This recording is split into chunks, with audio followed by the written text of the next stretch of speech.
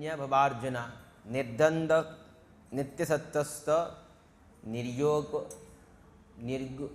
నిర్యోగక్షేమ ఆత్మవాన్. ప్రపంచంలోని 3 రకాల గుణాలు ఉన్నాయి. ఈ 3 రకాల గుణం నుంచి ఊర్ధ్వలోనికి వెళ్తేక నిస్తైర్గుణ్య, ఈ గుణంలోంచి ఊర్ధ్వంలోనికి వెళ్తే అప్పుడు మనం నిర్యోగక్షేమ ఆత్మవాన్. క్షేమం ఏంటి అంటే, క్షేమం అంటే ఏంటి? మనకి లాభం. నిస్తైర్గుణ్యం, ఈ గుణం నుంచి ఊర్ధ్వలోనికి వెళ్ళాలి.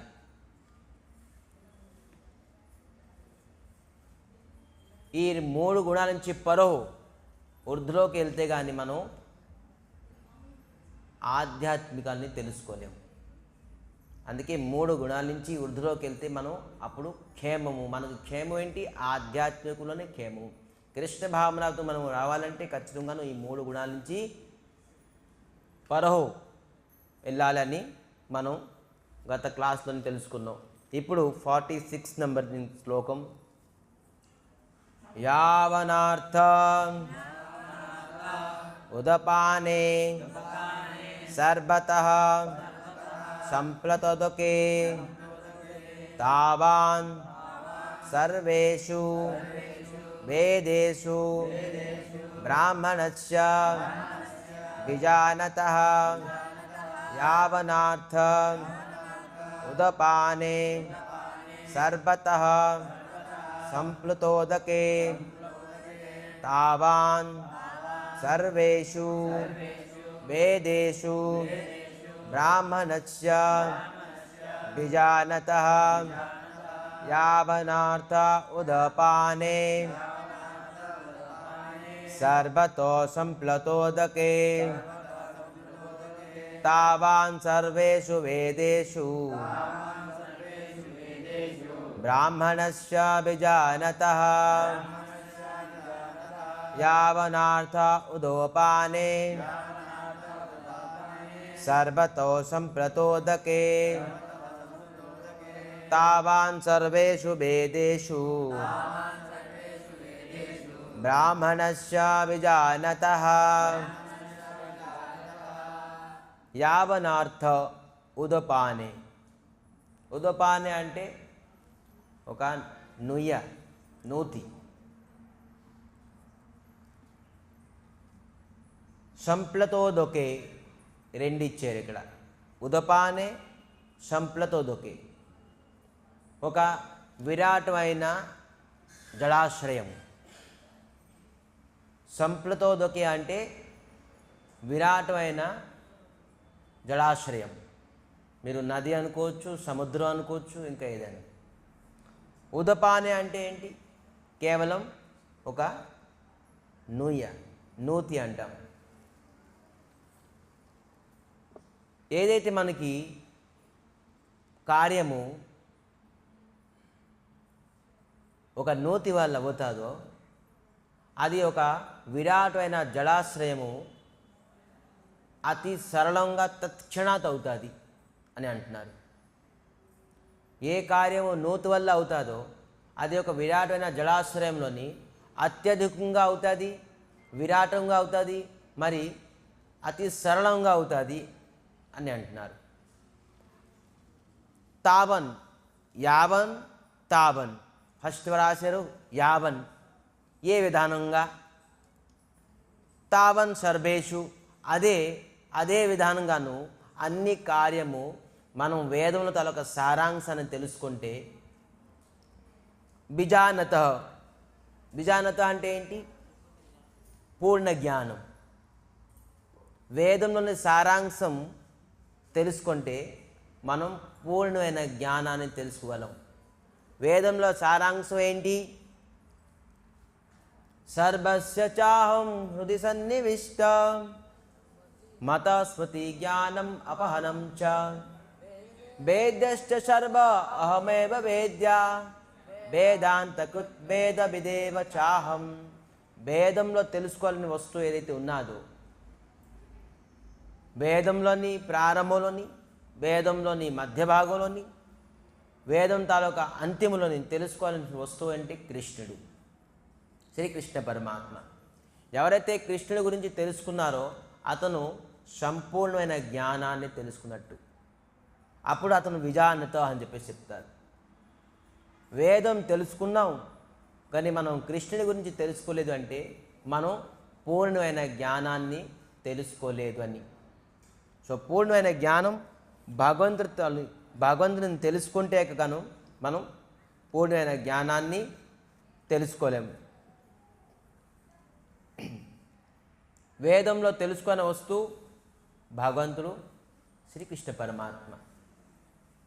వేదం చదివి కృష్ణుడి గురించి మనం తెలుసుకోవాలి. అందుకే ప్రభుపాదులు చెప్తారు, కృష్ణ కర్మ కొల్లే సర్వకర్మ కృత హాయ్. కృష్ణుని తాలూకా కార్యం మనం చేస్తే మనది అన్ని రకాల కార్యం అయిపోతుంది. కృష్ణుడిని పూజిస్తే అందరిని పూజించినట్టు అవుతుంది. కృష్ణుడిని ఆరాధిస్తే అందరినీ ఆరాధించినట్టు అవుతుంది. సో అందుకే ఇక్కడ అంటున్నారేంటి, మనం పెద్దది జలాశ్రయం కృష్ణుడు ఆరాధించడంతో మనం అందరినీ ఆరాధించినట్టు. ఒక్కొక్కరిని ఆరాధించడం చాలా కష్టం, కానీ కృష్ణుని ఆరాధన చేయడం వల్ల మనకి అన్ని విధాలుగాను ఆరాధన లభిస్తుంది. అందుకే ఇక్కడ అంటారు సంప్లతోదకే. ఇక్కడ కృష్ణుడు సంప్లతోదకే. మరి ఏమంటున్నారు, బ్రాహ్మణస్యో బిజానతో. వేదంలోని మనకు తెలుసుకోవాల్సింది సంపూర్ణమైన జ్ఞానము కృష్ణతత్వంలోని. సో అందుకే చెప్తున్నారు, కృష్ణ కర్మ కర్లే సర్వకర్మ కృత హాయ్. అన్ని కార్యము సిద్ధి అవుతుంది మనం కృష్ణ తాలూకా కర్మము చేస్తే. సో అందుకే ప్రభుపాద ఇక్కడ భాగవతంలోని ఒక మంచి పర్పోర్ట్ ఇక్కడ రాస్తున్నారు. ఏంటి, అహబత్ చాప్ స్వపచో అహబత్ సపచోతో గరియాన్. అహబత్ సపచోతో గరియాన్ జజ్జీవాగ్రే వర్తతే నామతుభ్యం. అద్భుతమైన శ్లోకం. దీనికి భాగవతం చెప్తున్నారు. అహబత్ సపచో. స్వపచో అంటే ఎవరు? స్వపచో అంటే ఏంటి? గరియాన్ అంటే మహత్. గరియాన్ అంటే సర్వోత్కృష్టము.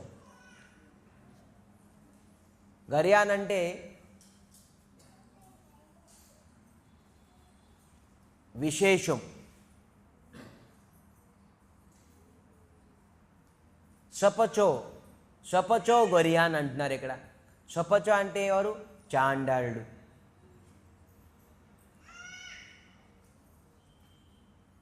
ఒక కుక్క మాంసం తినే చాండాళ్ళు కూడా శ్రేష్టము అంటున్నారు. సపచో గరియాన్. గరియాన్ అంటే శ్రేష్టం. ఇక్కడ అంటున్నారు అహబత్ సపచో గరియాన్. ఒక కుక్క మాంసం తినే చాండాళ్ళు శ్రేష్టము. ఎప్పుడు? యజ్జీవాగ్రే వర్తతే నామతుభ్యం. ఎవరైతే జీవాగ్రని ఎవరైతే నోటించి భగవంతుడి తాలూకా నామాన్ని స్మరిస్తున్నారు అంటే తన అర్థం చాండాళ్ళు కూడా శ్రేష్టమైపోతారు. ఒక వ్యక్తి ఎవరైతే హరే కృష్ణ కృష్ణ కృష్ణ హరే హరే హరే రామ రామ రామ హరే హరే నామాన్ని స్మరణిస్తే అతను ఎంత నీచాతి నీచం అని కుటుంబంలో పుట్టినా, జాతిలో పుట్టినా, కులంలో పుట్టినా అతను గరియాన్ ఏంటి శ్రేష్టమైపోతారు. సో మనం జగతంలోని శ్రేష్టం అవ్వాలంటే ఉన్నతమైన జాతిలో పుట్టడం వల్ల శ్రేష్టమము, ఉన్నతమైన కులంలో పుట్టడం వల్ల శ్రేష్టమము, అత్యధికంగా ధనం సంపాదించడం వల్ల శ్రేష్టమము, అత్యధిక చతురం అంటే ఏంటి బుద్ధి జ్ఞానం పెంచి ఈ సంసారం తాలూకా కార్యం చేయడం వల్ల మనం గరియాన్ శ్రేష్టమము, ఉత్తమమైన పదవి దొరకడం వల్ల మనం శ్రేష్టమము. మనం శ్రేష్టం ఎప్పుడవుతాం? ఎప్పుడైతే జజ్జీవాగ్రే నామతుభ్యం, జజ్జీవాగ్రే హరినామతుభ్యం, ఎవరు జీవాలని అంటే ఎవరు ముఖం నుంచి హరే కృష్ణ మహామంత్రం స్మరిస్తారో వారు ఉత్తముడు, శ్రేష్టముడు. మరి నెక్స్ట్ తపస్తే కుహుబో సంక్షుర్ ఆర్య. ఎవరైతే హరినామం స్మరిస్తారో వేదంలో రాసిన తీర్థయాత్రలు, పూజలు, పునస్కారాలు, వ్రతాలు అన్నీ అతను చేసినట్టు ఫలితం వస్తుంది. ఒకవేళ మనం వ్రతం చేస్తున్నాం, పూజ చేస్తున్నాం, పునస్కారాలు చేస్తున్నాం, తీర్థయాత్రలకు వెళ్తున్నాం, అనేక శుభకార్యాలు, పుణ్యకార్యాలు చేస్తున్నాం, కానీ హరినామం చేయకుంటున్నాం. హరే కృష్ణ కృష్ణ కృష్ణ హరే హరే, హరే రామ్ రామ్ రామ్ హరే హరే, ఇది మనం చేయకుంటున్నాం. సో అన్నీ వ్యర్థము. చేసే అన్ని కార్యాలు కూడాను కేవలం వ్యర్థం. బ్రహ్మానుచో నామ గృహంతి ఏతే. వేదంలోని రాసిన అన్ని కర్మకాండం, పుణ్యకర్మాలు కేవలము నామ గృహంతి ఏతే, కేవలం నామస్మరణం చేయడం వల్ల. ఇప్పుడు మఠంకి వచ్చి అందరూ ఒక మాల పట్టుకొని హరే కృష్ణ కృష్ణ కృష్ణ హరే హరే, హరే రామ్ రామ్ రామ్ హరే హరే శ్రద్ధతో చేస్తున్నారు. ఏం చేస్తున్నారు? వాళ్ళు నామం స్మరణ చేస్తున్నారు. దాని అర్థం ఏంటి? వేదంలో రాసిన అన్ని పుణ్యకర్మాలు చేస్తున్నారు. ఏంటి స్వామి గుళ్ళో వచ్చారు, ఈ మాల ఇచ్చారు, ఇక్కడ ఒక కార్డు ఇచ్చారు, కూర్చొని నామం చేయమంటున్నారు. దేనికి తెలియదు వాళ్ళకి. చేయమంటున్నారు కానీ చేస్తున్నారు. కానీ వేదంలోని 4 వేదాల్లోని రాసిన పుణ్యకర్మం అంతా చేస్తున్నారు అది కూర్చొని. ఒక వ్యక్తి బ్రాహ్మణ కులంలో పుట్టిన కూడాను వేదంలో రాసిన అన్ని పుణ్యకర్మం చేయలేరు. మరి యథావిధానంగా చేయలేరు. ఒకవేళ చేసిన దాంట్లో అనేక లోపతోపాలు ఉంటాయి. కానీ ఎవరైతే భగవంతులకు నామాన్ని స్మరిస్తున్నారో వేదంలో అన్ని పుణ్యకర్మాలు యథావిధిగా చేసినట్టు ఫలితం వస్తుంది. సో చతురైన వ్యక్తి ఏం చేస్తారు? తెలివైన వ్యక్తి శ్రేష్టమైన హరినామాన్ని చేస్తారు. దాంట్లో జాతి, కులము, ధర్మము ఇంకా ఏమీ ఉండదు. సో హరినామం చేయడానికి, హరినామం స్మరణం చేయడానికి అందరికీ అర్హత ఉన్నది. శ్రీమన్ చైతన్య మహాప్రభు మనకు ఇచ్చిన ఈ ధనం, దీనికి ఏమన్నారు?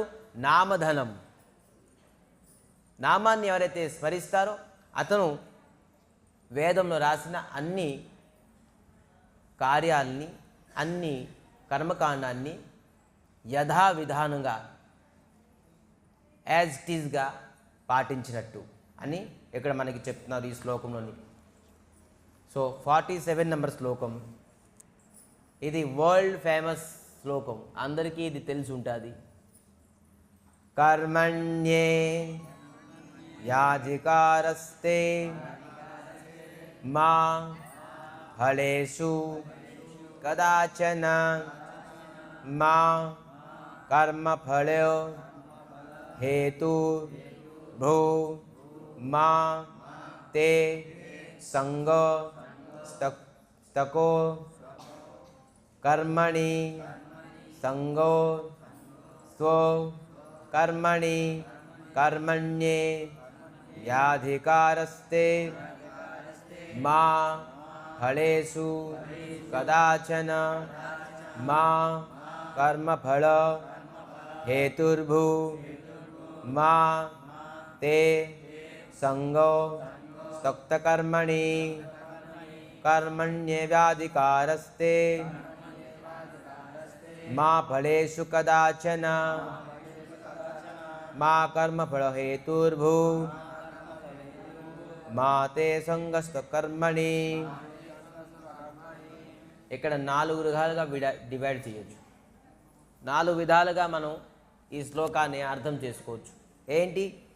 కర్మణ్యే వ్యాధికారస్తే ఒకటి. దీనికి ఏంటి?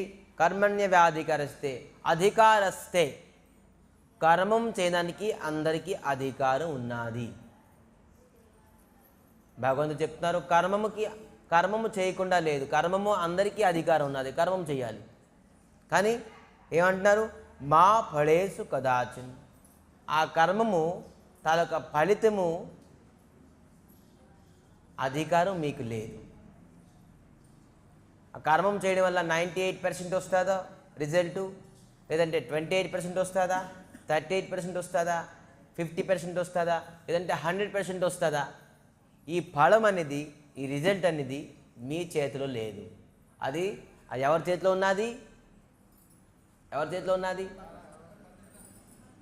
తర్వాత మీరు చెప్తారు ఎవరి చేతిలో ఉన్నది అది. నా తర్వాత ఏంటి? 3వ నంబర్ మా కర్మ ఫేడు హేతుర్భూ. ఇప్పుడు ఫర్ ఎగ్జాంపుల్ 100% రిజల్ట్ వచ్చింది, మనం కర్మం చేసింది. ఆ ఫలానికి హేతుర్భూ అంటే అది నువ్వు కారణం కాదు, ఆ ఫలం ఇచ్చేవాడు నేను అని అంటున్నారు. ఒకవేళ నువ్వు 100% ప్రాఫిట్ నువ్వు పొందేవంటే దానికి కర్మ ఫలము ప్రాఫిట్ ఎవరిచ్చారు? ఆ హేతు నువ్వు కాదు, ఆ ఫలానికి కారణం నువ్వు కాదు. ఎందుకంటే ఫలం స్వతంత్రం నా చేతిలోనే ఉన్నది, ఫలం నువ్వు తీసుకోవడానికి లేదు. ఆ ఫలం, ఆ రిజల్ట్ని స్టూడెంట్ కేవలం ఎగ్జామే రాయగలరు, రిజల్ట్ ఇవ్వగలరు ఏంటి? స్టూడెంట్ ఎప్పుడు రిజల్ట్ ఇవ్వలేరు. స్టూడెంట్ ఎప్పుడు కూడా నువ్వు మార్క్స్ని ఇవ్వలేరు. అది ఎవరు ఇస్తారు? టీచర్ ఇస్తారు, ప్రొఫెసర్స్ ఇస్తారు, ప్రిన్సిపల్స్ ఇస్తారు రిజల్ట్. సో విధానంగా నువ్వు ఇక్కడ తెలుసుకోవడానికి ఏంటంటే కర్మము చేయడానికి మనకి అధికారం ఉన్నది, ఎగ్జామ్ రాయడానికి మనకి అధికారం ఉన్నది, కానీ దాని రిజల్ట్ ఏంటి, దాని తాలూకా మార్క్స్ ఎంత రావాలంది అది కేవలం మా ఫళ హేతుర్భూ, అది కేవలం భగవంతుడి చేతిలో ఉన్నది. ఎలాగండి? నేను కర్మం చేస్తున్న ఫలం అతని చేతిలో ఎందుకు ఉంటుంది? మనం ఎగ్జామ్ రాస్తాం, రిజల్ట్ ఎందుకు టీచర్ చేతిలో ఉంటుంది? సో ఇది మనం ప్రశ్నించలేము. సో భగవంతుడు మనకి ఫలం ఇస్తారు. మరి ఏమంటున్నారు? తే సంగ స్వకర్మణి.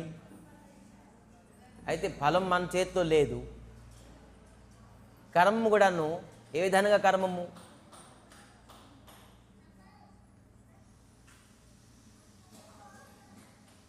మనకి కర్మఫలం చాలా వరకు మనం కష్టపడతాం, బిజినెస్లో అనుకోండి, లేదంటే ఎగ్జామ్స్లో అనుకోండి, కానీ మనం కష్టం తగ్గట్టుగా ఫలితం రాలేదు. దానికి కారణం ఏమన్నారంటే మీరు పూర్వం చేసిన కర్మం బట్టి మీకు ఇప్పుడు ఫలితం వస్తుంది అంటున్నారు. ఆ ఫలితం ఇప్పుడు చేసిన కర్మ వెంటనే ఇప్పుడు వచ్చేది. ఇప్పుడు ఎగ్జామ్ రాసేవంటే వెంటనే రిజల్ట్ రాదు.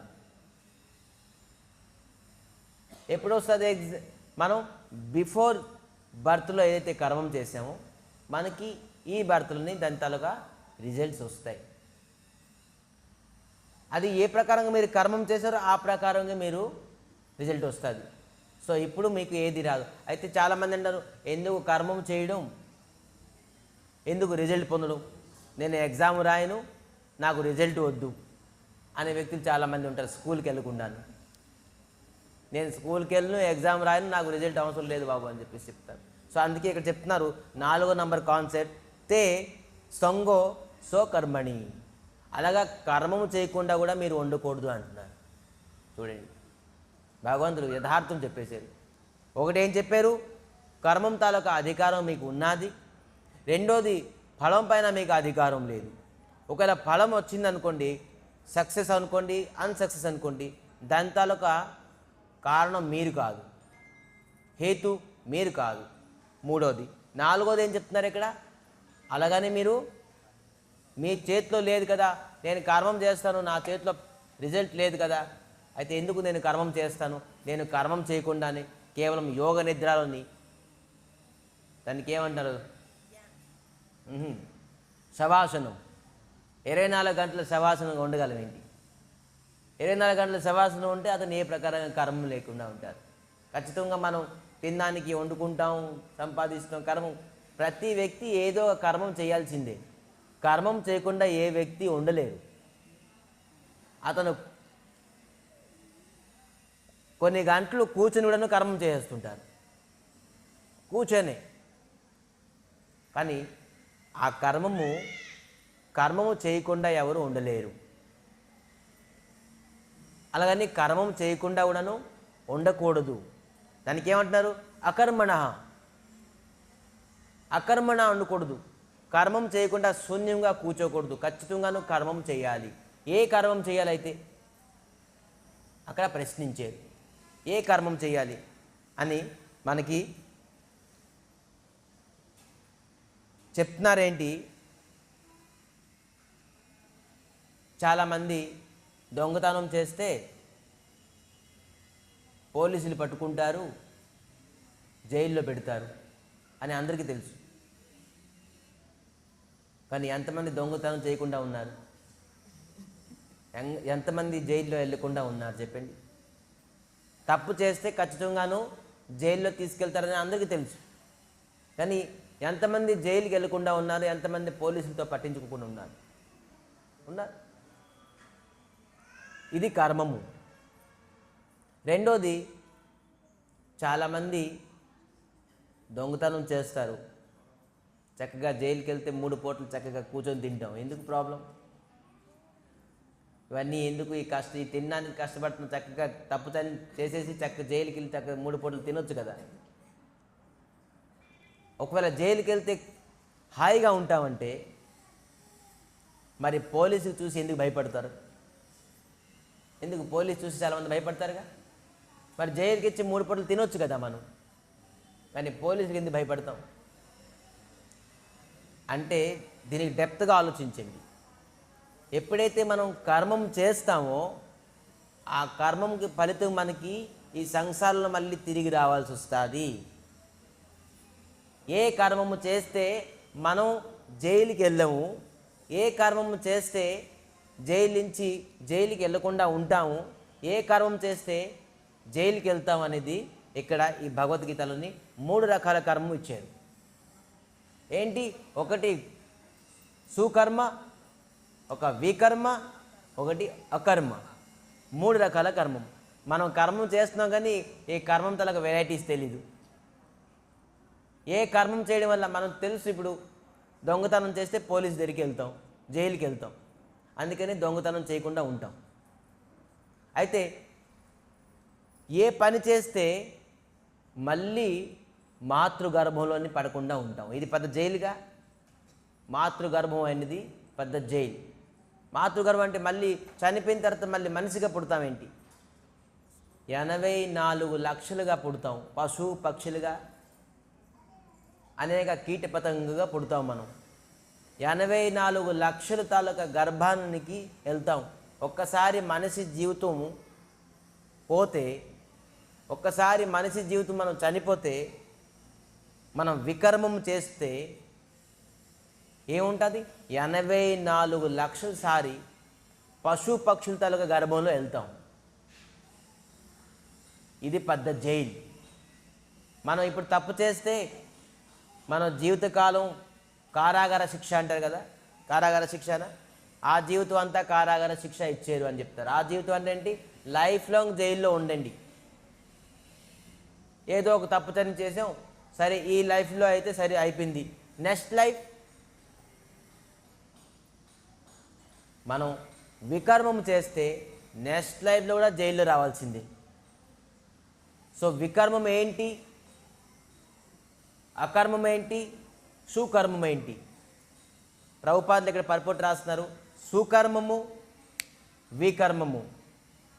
సుకర్మము, వికర్మము రెండు కూడాను ప్రమాదమే. సుకర్మం అంటే ఏంటి? వేదంలో రాసిన కర్మము, పుణ్యకర్మము. సుకర్మం అంటే పుణ్యము, వికర్మం అంటే పాపము. తెలివైన వ్యక్తి పుణ్యం చేయడు, పాపం చేయడు. చూడండి, ఇది మనకి భగవద్గీత నేర్పిస్తుంది. అదేంటి స్వామి అంటారు, పుణ్యం చేయొద్దు అంటారు ఏంటి? పుణ్యం కూడా బంధనమే, పాపం కూడా బంధనమే. పుణ్యం చేస్తే బంధనం ఎలాగవుతుంది? పుణ్యం చేస్తే మనం స్వర్గలోకానికి వెళ్తాం, పై లోకానికి వెళ్తాం. ఎంతైతే మనం పుణ్యం చేసామో అన్ని రోజులు, అన్ని సంవత్సరాలు మనం ఆ పుణ్యలోకంలో ఉండగలం.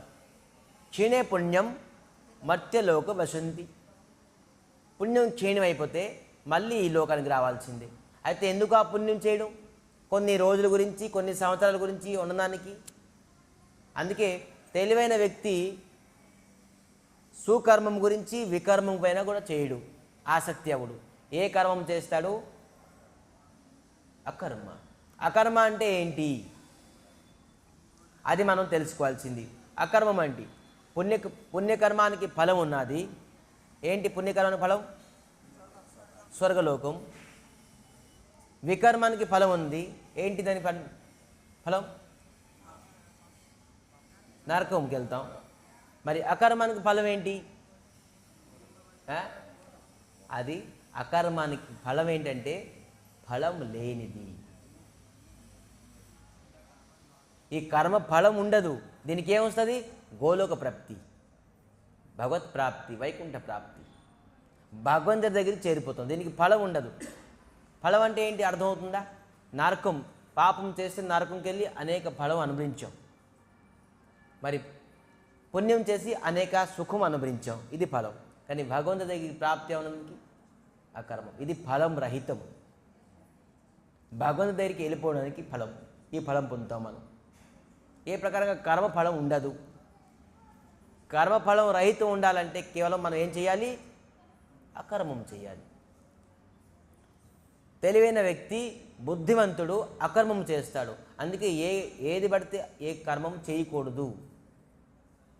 ఖచ్చితంగాను అకర్మం ఏంటి, వికర్మం ఏంటి, సుకర్మం ఏంటి తెలుసుకోవాలి. సుకర్మం చేస్తే ఏంటి లాభము, వికర్మం చేస్తే ఏంటి లాభము, అకర్మం చేస్తే లాభం ఏంటి? అసలు మనకి అకర్మం అంటే ఏం తెలియదు, వికర్మం అంటే ఏం తెలియదు, సుకర్మం అంటే ఏం తెలియదు. మరి మనం ఎలా తెలుస్తాం? ఏది మనం జడ్జిమెంట్ వేయగలం? ఏ కర్మం చేయడం లాభం ఏంటి అని. మనం సైన్స్ ఎంపీసీ చదువుకుంటే మనకి ఏంటి లాభము, ఇంజనీర్ చదివితే ఏంటి లాభము, డాక్టర్ చదివితే ఏంటి లాభము, ఇవన్నీ మనకు తెలుసు. కాబట్టి మనం ఒక్కొక్క సబ్జెక్ట్ని చూస్ చేసుకుంటాం. ఈ సబ్జెక్ట్ తీసుకుంటే మనకి ఇలాగా డాక్టర్ అవ్వగలం, ఇంజనీర్ అవ్వగలం, లేకపోతే ఇంకేదైనా అవ్వగలం అని మనకు తెలుసు అని చూస్ చేసుకుంటాం. కానీ మనకు అకర్మం ఏంటి, వికర్మం ఏంటి, సుకర్మం ఏంటి తెలియదు సబ్జెక్టు. మనం ఏది చూస్ చేసుకుంటాం? లేదు, డమ్మీ. సో అందుకే ఫస్ట్ ఆఫ్ ఆల్ మనం భగవద్గీత మనకి ఇది నేర్పిస్తుంది. అకర్మం ఏంటి, వికర్మం ఏంటి, సుకర్మం ఏంటి. సో ఇంతే తెలుసుకోండి. ఇప్పుడు ఇంకా ముందుకి డెప్త్గా తెలుసుకోగలం. సుకర్మం అంటే వేదంలో రాసిన పూజ, పునస్కారాలు, హోమము, యజ్ఞము, తపస్య, దాన ధర్మాలు ఇవన్నీ సుకర్మము. వేదంలో అంత కర్మకాండమే రాసి ఉన్నది. ఈ పూజ చేస్తే ఈ లాభము, ఈ దానం చేస్తే ఆ లాభము, ఈ పుణ్యక్షేత్రానికి వెళ్తే ఇది లాభము, ఈ విధానంగా రాస్తున్నది. దీనికి సుకర్మము అంటారు. వికర్మం అంటే వేదంగా వ్యతిరేకంగా చేస్తే అధర్మం అన్నమాట. వేదానికి వ్యతిరేకంగా చేస్తే అది వికర్మము. అయితే సుకర్మం చేయడం వల్ల కూడా మనకి లాభం లేదు. ఎందుకు లాభం లేదు? సుకర్మం చేస్తే కూడాను బంధనమే.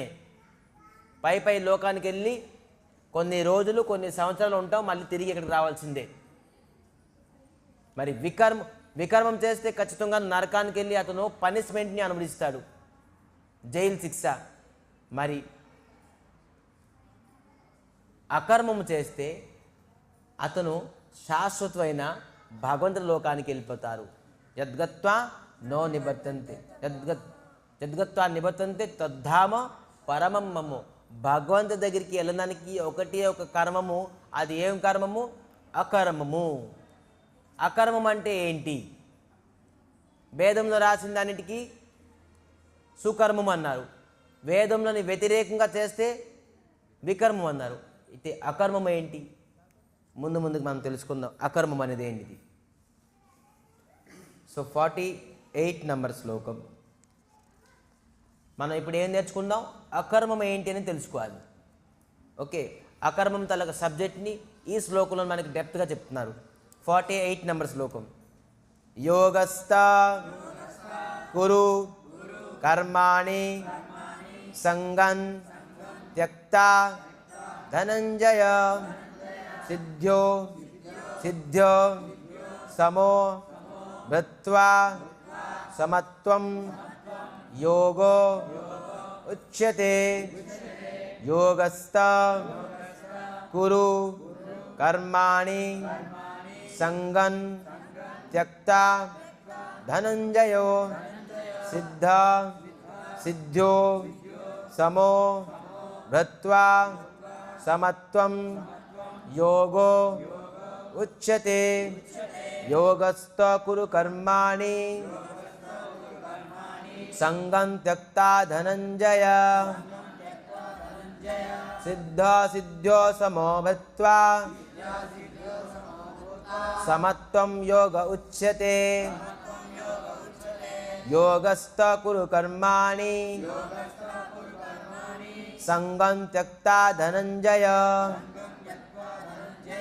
సిద్ధ సిద్ధ్యో సమో భృత్వా సమత్వం యోగ ఉచ్యతే. కర్మము గురించి ఎందుకు చెప్పాలంటే ఎక్కువగాను ఇప్పుడు ఇవన్నీ కర్మం గురించి చెప్తారు భగవంతుడు. ఈ శ్లోకాలన్నీ ఈ రోజంతా కర్మం. ముందు కొంత ఆత్మ గురించి చెప్పారు, ఆత్మ తలక స్వభావం చెప్పారు, ఇప్పుడు కర్మము గురించి చెప్తున్నారు. సో కర్మము ఏంటి? యోగస్థో కురు కర్మాణి సంగత్యక్తా ధనంజయో. మనం యోగా అంటే ఫస్ట్ ఆఫ్ ఆల్ తెలుసుకుందాం, తర్వాత కర్మ గురించి. యోగా అంటే ఏంటి?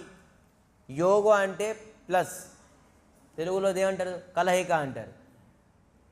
యోగో అంటే హిందీలో, ఒరియాలోని, ఇంకా బెంగాలీలోని యోగో అంటే యోగో వియోగో, యోగము వియోగము. ఇది కూడా ఉన్నది తెలుగులోని. యోగము అంటే కలయిక, వియోగం అంటే విడిపోవడం. విడిపోవడం కలయిక మరి విడిపోవడం, దానికి మైనస్ అంటారు. యోగం అంటే ప్లస్ చేయడం, వియోగం అంటే మైనస్ చేయడం. ఇది తెలుసుకోండి. సో యోగం అంటే కలయిక. ఎవరితో కలయిక? ఇదే ఇంపార్టెంట్. మనం ఇటువంటి కర్మం చేయాలి. ఆ కర్మము చేయడం వల్ల మనం భగవంతుడితో కలయిక అవుతాం. దానికి కర్మయోగం అన్నారు. దీనికి ఏమన్నారు? కర్మయోగం. కర్మయోగం. ఏ కర్మం వల్ల భగవంతుడితో యుక్తం అవుతామో, ఏ కర్మం వల్ల మనం భగవంతుడితో ప్లస్ అవుతాము, ఏ కర్మం వల్ల మనం భగవంతుడితో కలయిక అవుతామో అది కర్మయోగం. సో ఏ కర్మం చేయడం వల్ల మనం భగవంతుడితో అవుతాము, కలయోగం అవుతాం, అది మనం తెలుసుకోవాలి. ఇక్కడ చెప్పింది ఇది, అందుకే కర్మయోగం. మరి ఏంటన్నారు? యోగ ఉచ్యతే. ఇది అన్నిటికంటేనూ శ్రేష్టమైనది యోగం. ఏ కర్మం వల్ల మనం భగవంతుడికి దగ్గరగా అవుతామో, కలయిక అవుతామో అది యోగ ఉచ్యతే. ఆ యోగంలోని అన్నిటికంటే శ్రేష్టం. కేవలం మనం యోగం అంటే కూర్చొని అనేక అనుకొని ఇది యోగం కాదు, అది శారీరకంగా. కానీ ఈ యోగం ఏంటి? యోగ ఉచ్యతే, అన్నిటికంటే శ్రేష్టమైన యోగము.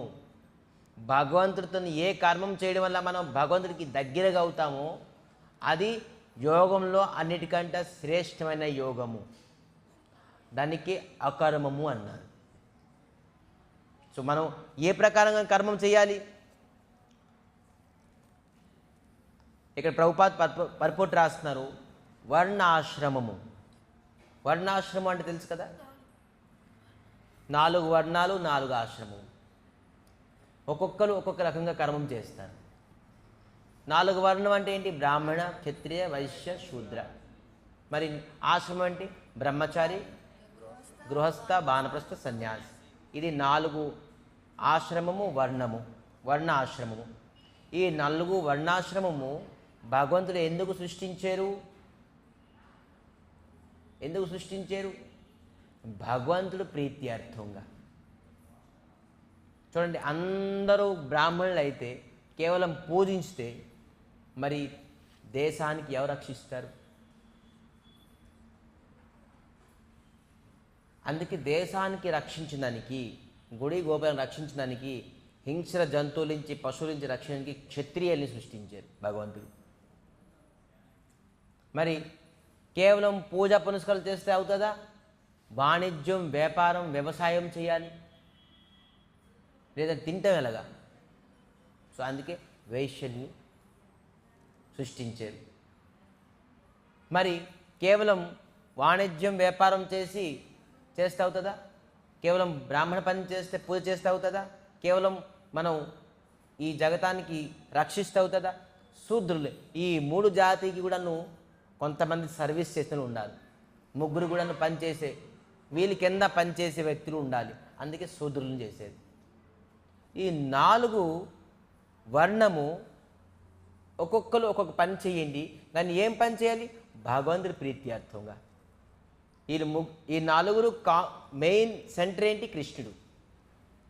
ఇప్పుడు మనం గుళ్ళో ఉన్నాం, కొంతమంది అర్చన చేస్తున్నారు, కొంతమంది వంట వండుతున్నారు, కొంతమంది క్లీనింగ్ చేస్తున్నారు, కొంతమంది గార్డెన్ పని చేస్తున్నారు, కొంతమంది పుష్పం తాలూకు సేవ చేస్తున్నారు. అందరూ లేదు ఒకటే చేస్తుంటే అవుతుందా? అందరికీ డివైడ్ చేసేది. ఆఫీస్లో అందరూ కంప్యూటర్ ముందు కూర్చుంటే అవుతుందా?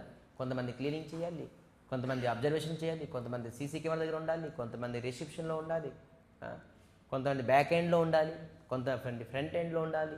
బోల్డ్ ఎందుకు ఒక ఆఫీస్లో అన్నీ అందరూ ఒకటే పని చేయకుంటున్నారు? అందరికీ డిపార్ట్మెంట్ ఉంది. ఫైనాన్షియల్ డిపార్ట్మెంట్ ఉన్నది, తర్వాత హెచ్ఆర్ ఉన్నది, ఇంకా ఏంటి ఉన్నది, ఎలక్ట్రికల్ డిపార్ట్మెంట్ ఉన్నారు. ఎందుకు? వేరే కర్మం చేస్తే ఒక కంపెనీ చక్కగా రన్ అవుతుందని చెప్పేసి. కానీ మెయిన్ కాన్సెప్ట్ ఏంటి? కంపెనీ మంచిగా రన్ అవ్వాలి.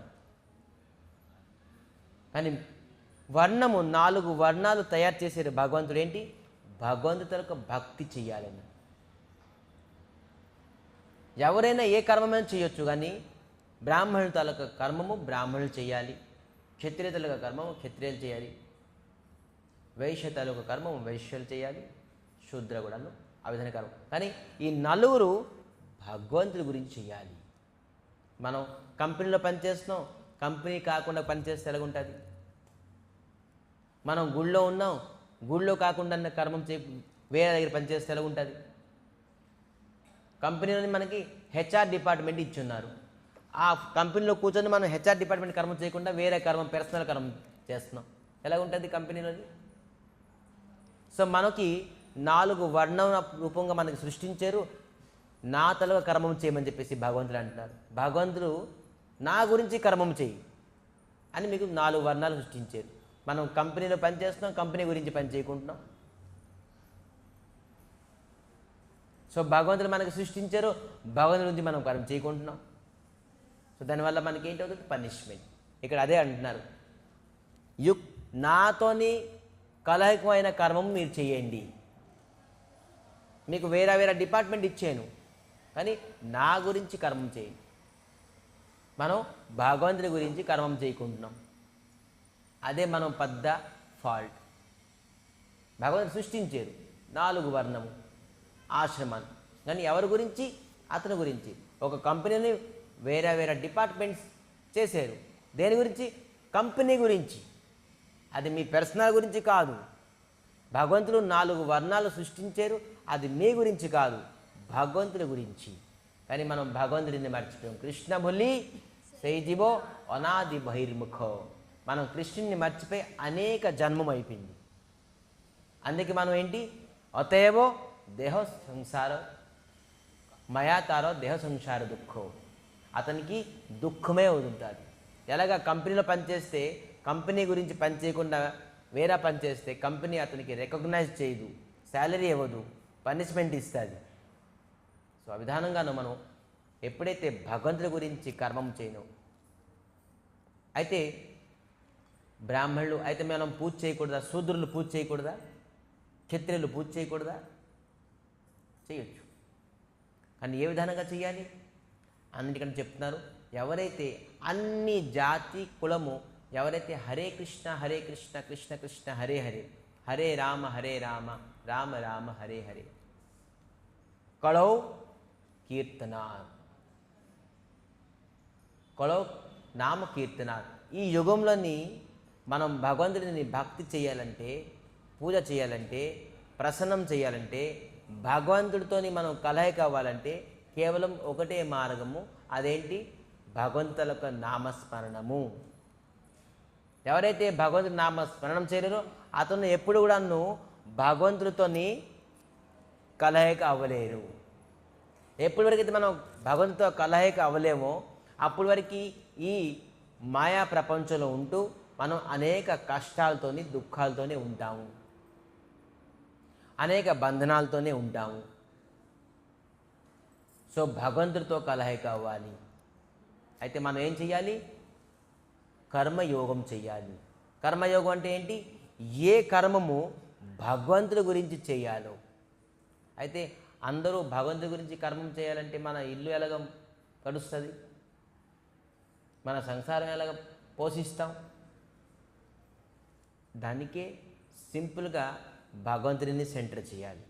శ్రీల ప్రభుపాదులు చెప్తున్నారు, మీ ఇంట్లోని సెంటర్ పాయింట్ కృష్ణుని పెట్టుకోండి.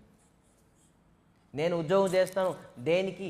కృష్ణునికి నేను ప్రసాదం చేయాలి, పుష్పాలు ఇవ్వాలి, కృష్ణునికి అగరవత్తి కొనాలి, కృష్ణుడికి ఒక మంచి ఇల్లు కొనాలి, కృష్ణుడికి నేను పెళ్లి చేసుకుని ఒక మంచి నా భార్య తీసుకొని వచ్చి ఆ భార్య కృష్ణుడికి చక్కగా అలంకారం చేసేసి నీట్గా ఒక గుళ్ళోని ఇంట్లోనే ఒక గుడి చేసి తులసి కోట వేస్తారు.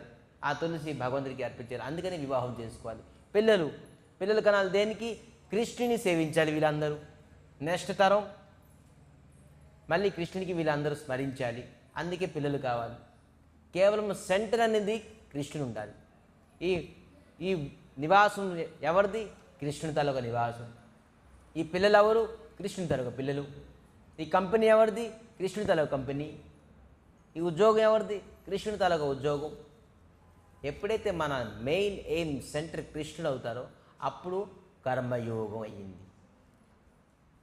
దానికి అకర్మము అన్నాను. ఈ అకర్మం చేస్తాక మనం మోక్షాన్ని పొందుతాం, లిబరేషన్. లేదంటే మనం ఖచ్చితంగాను ఈ 84 లక్షల జీవరాశిలోని జననము మరణం, పునరపి జననం పునరపి మరణం జఠరే శరణం. మనం కేవలము చనిపోయి పుడుతుంటాం. మనం ఈ పుట్టుక ముందు ఎన్నిసార్లు పుట్టాము తెలుసా? ఎన్నిసార్లు చనిపోయాము తెలుసా? మరి ఎలాగ చనిపోయాము, ఎలాగ పుట్టాము? పశు పక్షులుగా పుట్టాము. లాస్ట్ జన్మం మనిషి జన్మం. ఈ జన్మం కన్నాను ఉత్తమైన జన్మము ఇంకా ఏది లేదు. మానవ జన్మము దుర్లభమైన జన్మము. అనేక జన్మము అయిన తర్వాత మనకి ఈ జన్మం వచ్చింది. అయితే ఈ జన్మలో మనం ఏం చేయాల్సింది? భగవంతుడి ఉక్త కర్మం చెయ్యాలి. పిల్లి కర్మం చేస్తుంది, కుక్క చేస్తుంది, సింహం చేస్తుంది, ఇతర పశువులు కూడా వాళ్ళ తాలూకా శరీరం పోషించడానికి కర్మం చేస్తున్నారు. కానీ శరీరం కాకుండాను భగవంతుడి గురించి ఎప్పుడైతే మనం కర్మం చేయమో అప్పటి వరకు అనేక శరీరాలు పొందుతూనే ఉంటాం మనం. సో ఇంకా శరీరం మనం పొందకుండాను మనం ఏమి ఉండాలి? భగవంతుడిని పొందాలి అంటే ఏం చేయాలి? అకర్మము చేయాలి అని భగవద్గీత మనకి ఇక్కడ చెప్తున్నారు. సో ఈ 4 వర్ణాశ్రమాలు కేవలం భగవంతుడికి ప్రీత్యర్థంగా గురించి సృష్టించారు. సో 49 నంబర్ శ్లోకం. దురేణ హ్యవరం కర్మో బుద్ధి యోగాత్ ధనంజయ బుద్ధో శరణ మన్విచ్చ కృపణః ఫల హేతవః దురేణ హ్యవరం కర్మ బుద్ధి యోగాత్ ధనంజయ బుద్ధో శరణ మన్విచ్చ కృపణః ఫలహేతవః దురేణ హ్యవరం కర్మ బుద్ధియోగాత్ ధనంజయ బుద్ధో శరణమన్విచ్చ కృపణః ఫలహేతవః. ఇక్కడ మంచి వార్డ్ రాస్తున్నట్టు కృపణ. కృపణ అంటే ఏంటి తెలుసా? కృపణ అంటే కంజూస్, పిసునారి అనుకోండి, కంజూస్. ఇక్కడ చెప్తున్నారు ఏంటి, ఎవరైతే తనకి తాను ఆనర్ అనుకుంటారు, ఎవరైతే కంట్రోలర్ చేద్దాం, తనకి తాను నేను కంట్రోల్ చేస్తాను అనుకుంటారో, ఎవరైతే నేను ఎంజాయర్ అనుకుంటారో, ఎవరైతే అటువంటి మెంటాలిటీ, మనం ఎప్పుడు ఎంజాయర్ కాదు, భగవంతుడు ఎంజాయర్. మనం అతనికి ఎంజాయర్ అయినట్టుగా వెపన్ అవ్వాలి, మనం ఒక మాధ్యమం అవ్వాలి. మనం ఎప్పుడైతే ఎంజాయర్ అనుకుంటామో, కంట్రోలర్ అనుకుంటామో, అప్పుడు అతనికి కృపణ అంటారు. దానికి కృపణ అంటే సెల్ఫిష్. చాలా వాడు విన్నుంటారా సెల్ఫిష్ అని చెప్పేసి, ఎప్పుడు నీ గురించి నువ్వు ఎప్పుడు ఆలోచిస్తావు, అందుకే సెల్ఫిష్ నువ్వు అంటారు ఎక్కువ చాలామంది. ఎప్పుడు నీ ఇష్టం, నీ కోరికలు, నీ ఉద్యోగం, నీ సద్యోగం, నీ భార్య, నీ పిల్లలు, ఎప్పుడైతే మన మన మన మన అనుకుంటామో అప్పుడు సెల్ఫిష్ అంటారు. ఈ జగతాన్ని సృష్టించారు భగవంతుడు, ఇంత పెద్ద జగతము భగవంతుడి గురించి. మీరు ఈ జగతంలో మీకు సృష్టించారు భగవంతుడి గురించి, కానీ మీరేంటి అతని గురించి ఆలోచించుకుంటాను, మీ గురించి మీరు ఆలోచించుకుంటున్నారు. దానికి సెల్ఫిష్ అంటారా లేదా? అందుకే ఇక్కడ కృపణ అంటున్నారు. So you are not the enjoyer. Enjoyer is who is the created. ఇల్లు కట్టుకుంటారు ఒకరు, మీరు ఇల్లు కట్టుకుంటారు, వేరే వాళ్ళు వచ్చి కబ్జా చేసి ఆ ఇంట్లో మీరు వేరే వాళ్ళు ఉన్నారు మీ ఇంట్లోని. సో ఇది ఎటువంటి సెల్ఫిష్గా అవ్వకూడదు, కృపణ అవ్వకూడదు. ఈ జగతం భగవంతుడిది, ఈ పంచభూతాలు భగవంతుడిది, ఈ భగవంతుడే మనకి కూడా సృష్టించారు, ఈ శరీరం కూడా భగవంతుడే ఇచ్చారు. సో అందుకే మనం మన గురించి ఆలోచించుకుంటాను, భగవంతుడి గురించి ఆలోచించాలి. అటువంటి వ్యక్తి ఎప్పుడన్నాను చూడండి, భగవంతుడు ఇక్కడ భగవద్గీతలో ఒక మంచి శ్లోకం చెప్తున్నారు, మమేవాంశ జీవలోకో జీవభూత స్నాతున. భగవంతుడు అంటారు, హే జీవులరా, మీరు నా తాలూకు అంశం. ఫర్ ఎగ్జాంపుల్గా మీ శరీరంలో ఒక అంశం ఏంటి, చెయ్య. ఓకే, ఒక అంశం చెయ్య మీ శరీరంలోతో పాటు ఉండి, మీ చెయ్య మీ మాట వినపోతే ఎలాగుంటుంది? మీకు ఆకలేస్తుంది, 2 చెయ్యలు మీ మాట వెనుకుంటుంది. మీకు తినాలని ఉన్నది, మీ 2 చెయ్యలు మీ మాట వెనుకుంటుంది. అప్పుడు మీ పరిస్థితి ఏంటి? అది భగవంతు తలక అంశం కాబట్టి మనం భగవంతు తలక మాట మనం వినాలి. అప్పుడే అవి మంచి చెయ్యలు, మంచి అంగం. ఈ మాట వినిపోతే మనకు సహకరించుకుంది అనుకోండి, ఏం చేస్తారు? డాక్టర్ ఏం చేస్తారు? చేతిని కోసేస్తారు. ఇది పనికి రాదు, ఇది వేస్ట్, ఇది చెయ్యి ఉండడం వల్ల నీకు మిగతా శరీరం డ్యామేజ్ అయిపోతుంది అని చెప్పి ఏం చేస్తారు? ఈ చెయ్యిని చేస్తారు. సో అందుకే ఏదైతే అంశం, మనం భగవంతులకు అంశం కాబట్టి మనం భగవంతుడి గురించి పని చేయాలి. ఈ శరీరం, ఈ చెయ్య మన శరీరం తరకు అంశం కాబట్టి ఈ శరీరం గురించి ఈ చెయ్యి పని చేయాలి. ఈ శరీరం గురించి ఈ చెయ్యి పని చేయకపోతే ఏంటవుతుంది? ఈ అంగం, ఈ అంశం ఉండి కూడా నువ్వు వేస్టే. అలాగే మనం భగవంతులకు అంశం కాబట్టి భగవంతుడి గురించి కర్మం చేయాలి, లేదంటే మనం వేస్ట్. అర్థమవుతుందా? సో అందుకే మనం భగవంతులకు అంశము, భగవంతుడి గురించి పని చేయాలి. లేదంటే మనం భగవంతులకు ఇది ఒక అంశం, వేస్టేజ్ అయిపోతాం. దానికి కృపణ అన్నారు. సెల్ఫిష్కి కృపణ అన్నారు, దీనికి వేస్టేజ్ అంశం అని చెప్పేసి. యోగ కర్మసు కౌశలం బుద్ధియుక్తో జహాతిహో ఉభే సుకృతో దుష్కృతే తస్మాత్ యోగాయ యుజ్యస్య యోగ కర్మసు కౌశలం. ఇక్కడ మంచి శబ్దం ఒకటి యూజ్ చేశారు భగవంతుడు, చూడండి. యోగ కర్మసు కౌశలం. కౌశలం అంటే ఏంటి? కౌశలం అని చెప్పేసి చెప్పారు. కౌశలం అంటే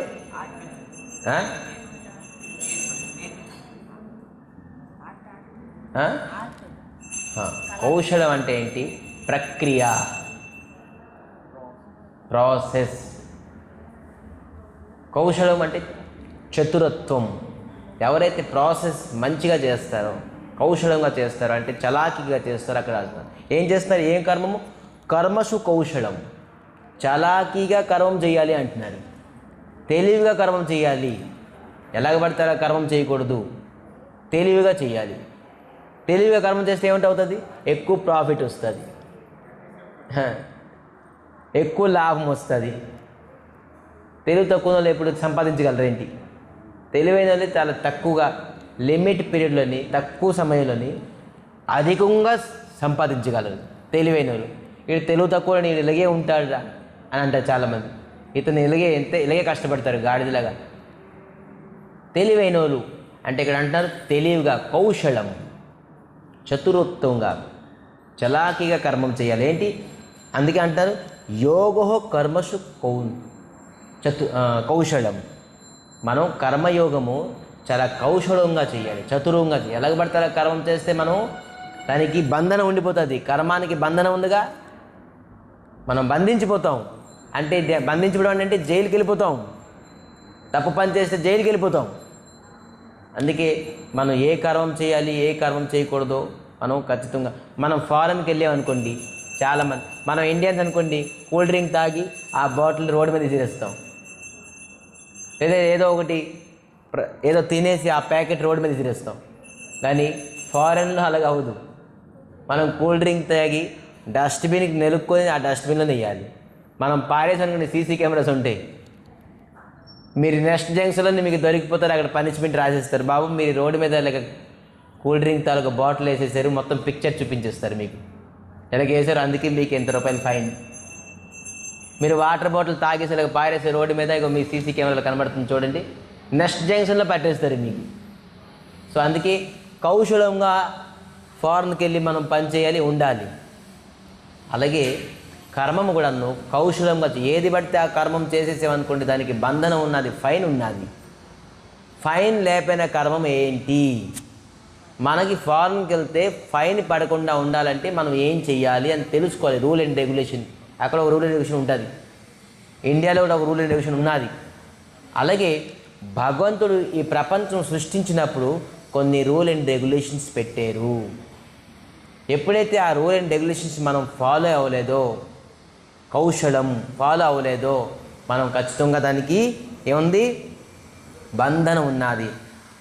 ఒక వార్డ్ రాస్తున్నారు చూడండి,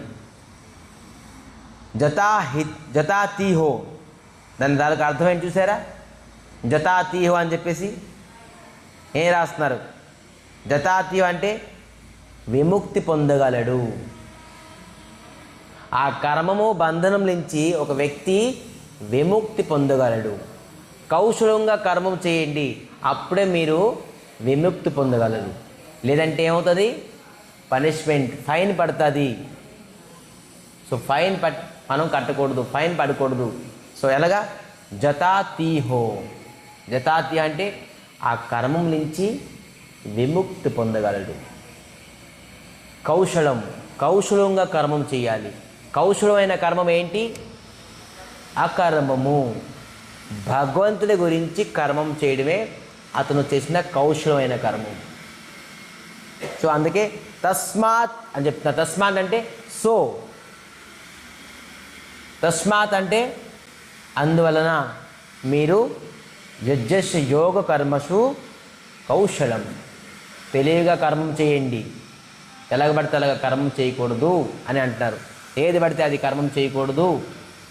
కర్మం చేసినప్పుడు చాలా జాగ్రత్తగా కర్మం చేయాలి అని అంటున్నారు. సో మనకు తెలియదు కర్మము, ఏది పడితే అది కర్మం చేసేస్తున్నాం, ఎలాగ పడితే అలా కర్మం చేస్తున్నాం. అన్నిటికీ ఫలితం ఉంటుంది, ఫలితం లేకుండా లేదు. మనం ఈరోజు తినపోయిన వస్తువులు తింటున్నాం, చేయపోయిన పనులు చేస్తున్నాం. ఎవరు మనకు అడుగుతారులే అని అనుకుంటున్నాం, కానీ కాదు. ఎలాగా? మొత్తం సీసీ కెమెరాస్ ఉన్నాయి. భగవంతు తాలూకా సీసీ కెమెరాస్ ఎక్కడ పడితే అక్కడ సెటప్ చేసి ఉన్నారు. పొద్దున్న సూర్యుడు, రాత్రి చంద్రుడు. సూర్యుడు చంద్రుడు లేకపోతే గాలి కూడా మనకి మనం ఏం చేస్తున్నామో మొత్తం అంత report end of the day ఇచ్చేస్తారు భగవంతుడికి. తిను తప్పు చేశారు, తిను పాపం చేశారు, ఇది అకర్మం చేశారు, వికర్మం చేశారు, సుకర్మం చేశారు, అన్ని కర్మము మొత్తం ఎవ్రీ సెకండ్ మనం అండర్ ద సీసీ కెమెరా. ఎప్పుడు కూడా మనం అనుకోకూడదు నేను 4 గోళ్ల మీద చేసేస్తున్నాను కదా, ఎవరికి తెలియలేదు, నేను ఎస్కేప్ అయిపోయాను అని. నో, ప్రతి కర్మం తలకు each and every action there should be equal and opposite reaction. ఖచ్చితంగా రియాక్షన్ ఉన్నది. ఆ రియాక్షన్ గురించి ఎప్పుడు వస్తుంది? టైం ఉన్నది.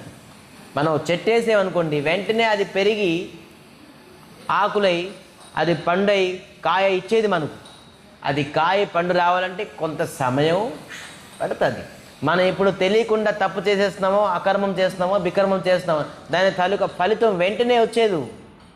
ఫలితం రాకుండా కదా అని చెప్పేసి మనం ఏది పడితే ఆ కర్మం చేస్తే మనమే బాధపడి వస్తుంది. మనం చెట్టు వేస్తున్నాం, ఏం చెట్టు వేస్తున్నాం? పండు కావాలని చెప్పేసి విషమైన చెట్టు వేస్తున్నాం. ఆ పండు ఏంటి? విషమైన పండు ఇస్తుంది. కానీ చెట్టు వేసినప్పుడే, ఆ బీజం వేసినప్పుడు మనం చాలా టెస్ట్ చేయాలి. ఈ బీజము మనకి అమృతమైన ఫలితం ఇస్తుందా, లేకపోతే విషమైన ఫలం ఇస్తుందా? మనకి మామిడికాయ కావాలి, సో ఆ మామిడికాయ తాలూకా బీజం వేయాలి. ఇంకా మనం విషమైన బీజం వేసామనుకోండి, ఏమవుతుంది? విషమైన ఫలం వస్తుంది. సో అందుకే బీజం వేసినప్పుడే మీరు కౌశలంగా ఆలోచించండి అంటున్నారు. అందుకే కర్మం చేసిన కర్మమైన వృక్షం వేసినప్పుడే మీరు మంచి వృక్షం వేసుకోండి. స్వీట్ మ్యాంగో ఎలాగ వస్తుంది, స్వీట్ ఫ్రూట్స్ ఎలాగొస్తుంది, ఆ వృక్షం వేసుకోండి, ఆ కర్మం చేయండి అని అంటారు. సో మనం ఎటువంటి చెట్టు వేస్తే అటువంటి ఫలాలు దొరుకుతుంది. అంతేనా? మ్యాంగో ఫ్రూట్ చెట్టు వేసుకొని మనకి జామకాయ కావాలంటే జామకాయ తాలూకా చెట్టు వేసి మనకి మ్యాంగో కావాలంటే, మామిడికాయ కావాలంటే ఇది ఎప్పుడు ఎవరు వికర్మము తాలూకా కర్మం వేసి మనం విముక్తి పొందాలంటే కర్మం నుంచి అవ్వదు. సుకర్మం చేసిన కర్మం తాలూకా చెట్టు వేస్తే విముక్తి పొందాలంటే అవ్వదు. సో ఏం చెట్టు వేయాలి అంది ఇక్కడ మనకి కౌశలంగా ఇక్కడ చెప్తున్నారు. కర్మస్య కౌశలం, కర్మసు కౌశలం. ఆలోచించాలి, కర్మం చేసే ముందు ఆలోచించాలి అని చెప్పేసి ఇక్కడ చెప్తున్నారు. సో నెక్స్ట్ నెంబర్ శ్లోకం 51. కర్మజం. అందరూ దయచేసి ఇంకొక 10 minutes కూర్చోవాలి. భగవద్గీత క్లాస్ ఇంకో 2 శ్లోకాలు చెప్పి ఎండ్ చేస్తాం. మరి అందరికీ భగవంతులకు ప్రసాదం ఉన్నది. ఈరోజు సండే, ఇంట్లోకి వెళ్ళి కూడా నేను చేసేది లేదు. కేవలం యూట్యూబ్లోని మనం ఎక్కువసేపు, లేదంటే ఇతర చుట్టాలు, బంధువులు, ఫ్రెండ్స్తోనే మాట్లాడడం తప్ప ఏమీ లేదు పని. ఈరోజు మనకి స్కూల్, కాలేజ్, ఆఫీస్, వ్యాపారం అంతా సెలవు కాబట్టి అట్లీస్ట్ ఇటువంటి దివ్యమైన జ్ఞానాన్ని కొంత సమయం నేర్చుకోవాలి, చదవాలి. భగవంతుడు మనకి ఇది మనిషి జీవితంకే పనికి వస్తుంది. మనం కుక్కగా పుట్టామనుకోండి, మనకి గుళ్ళో ఎంట్రీ కూడా చేయరు. కథ అనేది వేరా, జ్ఞానం అనేది వేరా. గుళ్ళో కూడా ఎంట్రీ చేయరు. మనకి ఈరోజు గుళ్ళోనే ఎంటర్ చేస్తున్నారు, తీర్థప్రసాదం ఇస్తున్నారు, చేతిలో ఒక జపమాల ఇచ్చారు, పుస్తకం ఇచ్చేసి చదువుకో అంటున్నారు. అంటే మనం మనిషిగా పుట్టేమని, పశు పక్షులుగా పుడితే మనకి ఇలా కూర్చోబెట్టేసి మనకి జపమాల ఇస్తారా? ఎంట్రీ కూడా చేయరు. సో మనిషి జన్మం పుట్టాము, దానికి స్వార్థకత చేసుకోవాలంటే ఖచ్చితంగా నువ్వు భగవద్గీత తెలుసుకోవాలి. మన అన్ని చదువుల కన్నా పెద్ద చదువు భగవద్గీత. భగవద్గీత చదివేరనుకోండి, ఖచ్చితంగా జీవితానికి మనం ఎలాగ నడపాలి అని తెలుసుకుంటాం. చూసారా, ఏదైనా మెషిన్కి ఖచ్చితంగా ఏంటి ఉంటుంది? ఒక మెను, ఆ మెన్యువల్ ఉంటుంది.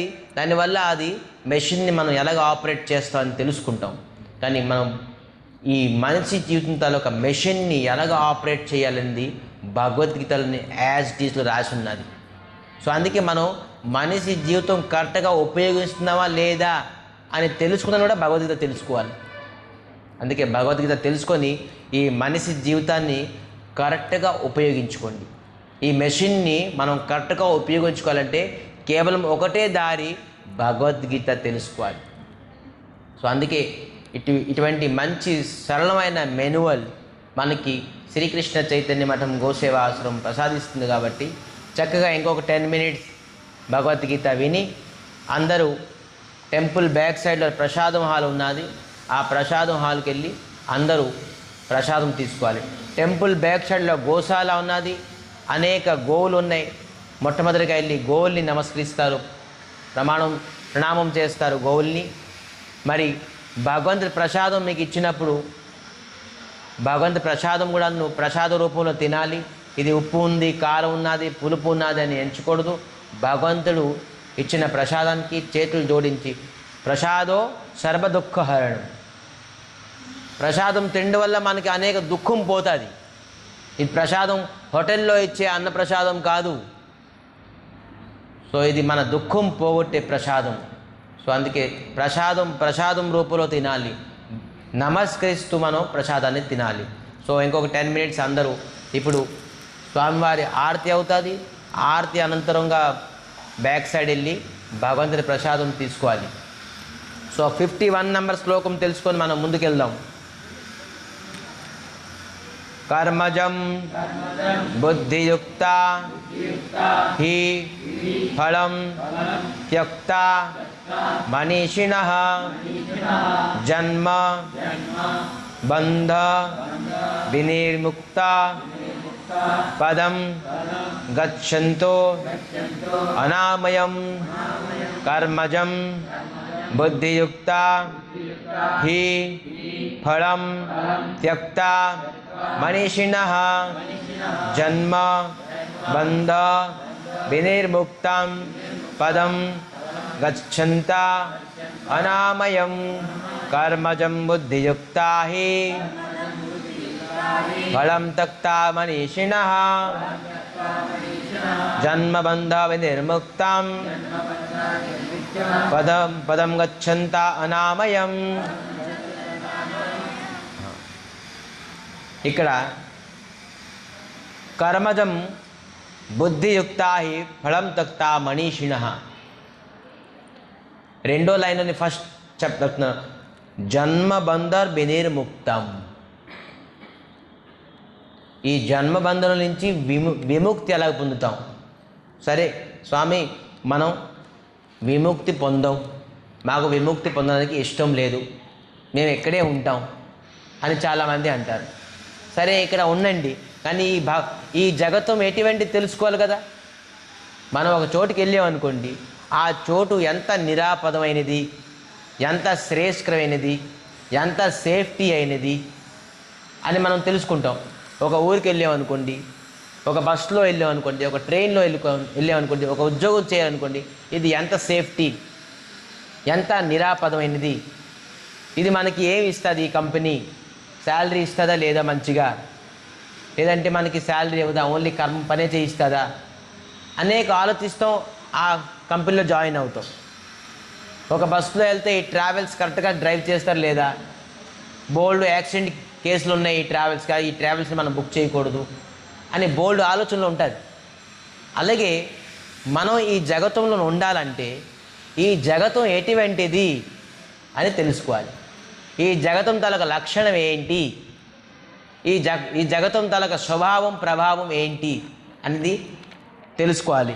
అక్కడ రాస్తున్నారు. అందుకే ఏంటి, బంబా బుధిర్ బచ్చో పదం పరం పదం పదం పదం యద్ విపదం నా తేషాం. పరం పరం విపదం, పదం పదం విపదం. ఈ జగతం ఎటువంటిదంటే విపదమైనది, విపదపూర్ణమైనది. విపదం అంటే ఏంటి తెలుసా? Danger zone. కరోనా వచ్చినప్పుడు అక్కడ రెడ్ జోన్ అని ఉండేది. Red zone, danger zone. Red zone అంటే ఏంటి? అక్కడ ఎక్కువ కరోనాకి ఇఫెక్ట్ అయిన వ్యక్తులు ఎక్కువ మంది ఉన్నారు, అందుకే రెడ్ జోన్ అని ఆ ఏరియాకి వెళ్ళకండి అన్నారు. ఈ ప్రపంచం రెడ్ జోన్.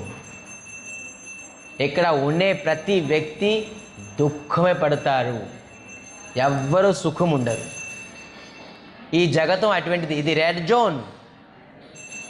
దుఃఖం లేకుండా ఎవరికి ఫైనాన్షియల్ ప్రాబ్లం, ఎవరికి హెల్త్ ఇష్యూ, ఎవరికి మానసికంగా ఇష్యూ, ఎవరికి ఏ ప్రకారంగా ఇష్యూస్, ఎవరికి ఇష్యూ లేకపోతే ఈరోజు మనం గుడికి రాపోదు. ఖచ్చితంగా ఏదో ఒక ఇష్యూ ఉన్నది కాబట్టి భగవంతుడికి ప్రార్థన చేస్తే ఆ ఇష్యూ పోతుందని చెప్పేసి మనం వచ్చాం. రాకపోతే మనం గుడికి వస్తామా? ఈ టైంలోని మనం బీచ్కో, పార్క్కో, రాకపోతే హోటల్కో, ఏ రెస్టారెంట్కో, ఏ గుళ్ళోని చక్కగా, రాకపోతే ఇంట్లోని ఏమి పని లేకపోతే బెడ్ మీద ఉండి యూట్యూబ్ చూసుకుంటాం, కానీ ఎక్కడికి వెళ్ళం. ఈరోజు గుడికి వచ్చామంటే ఖచ్చితంగా మన ప్రాబ్లం ఫోర్స్ చేసింది గుడికి వెళ్ళమని. మనకి ఆ డేంజర్ జోన్, ఆ ప్రాబ్లం, ఆ మన తాలూకా కష్టం మనకి ఇంజెక్ట్ చేసింది, మీరు గుడికి వెళ్ళండి, అట్లీస్ట్ గుడికి వెళ్తే మన ప్రాబ్లం పోతుంది అని. లేదంటే మనం గుడికి రాము. సో మనం ఇదే కాదు, ఈ ప్రాబ్లం తర్వాత నెక్స్ట్ ప్రాబ్లం, ఈ ప్రాబ్లం తర్వాత నెక్స్ట్ ప్రాబ్లం, కంటిన్యూస్గా ప్రాబ్లమ్స్ ఉంటూనే ఉంటుంది. ఈ యుగం, ఈ జగతం పేరు ఏంటి తెలుసా? దుఃఖాలయం. ఈ జగతం పేరే ఆలయం. ఏం ఆలయం? దుఃఖాలయం. దుఃఖం ఉండే ఆలయం ఇది.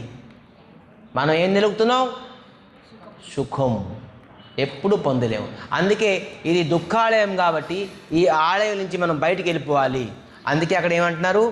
జన్మ బంధన వినిర్ముక్తం. మనం చావు పుట్టుక నుంచి విముక్తి పొందాలి.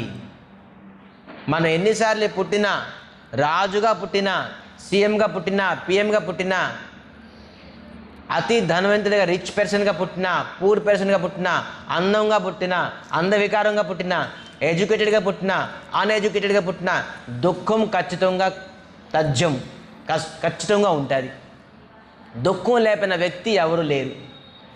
చాలామంది నేను ఉద్యోగం వస్తే నాకు అన్ని దుఃఖాలు పోతాయి అంటారు. ఉద్యోగం వచ్చి మీకు దుఃఖం పోయిందా? చాలామంది వివాహం అయిపోతే నా దుఃఖం అంతా పోతుంది అంటారు. వివాహం అయిన తర్వాత దుఃఖం పోయిందా? చాలామంది పిల్లలు పుడితే నా దుఃఖం అంతా పోదు అంటారు. పిల్లలు పుట్టిన తర్వాత దుఃఖం పోయిందా? చాలామంది నా పిల్లలు సెటిల్ అయిపోతే నా దుఃఖం అంతా నేను సెట్ అయిపోతాను అంటారు. చాలామంది పిల్లలు సెట్ అయ్యారు. మీ దుఃఖం పోయిందా? ఎప్పుడు పోదు. అనుకుంటారు మీరు సుఖము పడతాను అని, మన్యతే సుఖమన్యతే. మీరు అనుకుంటారు పుట్టిన నుంచి చనిపోయిన వరకు నేను సుఖపడతాను అంటారు. కానీ ఎప్పుడు సుఖపడలేరు. ఎందుకంటే ఈ జగతం తలగా స్వభావం, లక్షణం అటువంటిది. ఈ జగతం నుంచి వెళ్ళిపోయి మనం ఎక్కడికి వెళ్ళాలి? భగవంతుడి ధామానికి వెళ్ళాలి. ఎప్పటి వరకు అయితే మనం భగవంతుడికి పొందామో అప్పటి వరకు మనం ఖచ్చితంగా దుఃఖమే. అందుకే మనం అకర్మం చెయ్యాలి. భగవంతుడికి పొందాలంటే అకర్మం చెయ్యాలి. భగవద్గీత మనకు నేర్పిస్తుంది అకర్మం ఏంటి, వికర్మం ఏంటి, సుకర్మం ఏంటి అని చెప్పేసి. భగవద్గీత చదివిన వ్యక్తి అతను ఏ కర్మం చేయాలో అతనికి బోధపడదు. సో అందుకే ఏమంటున్నారు?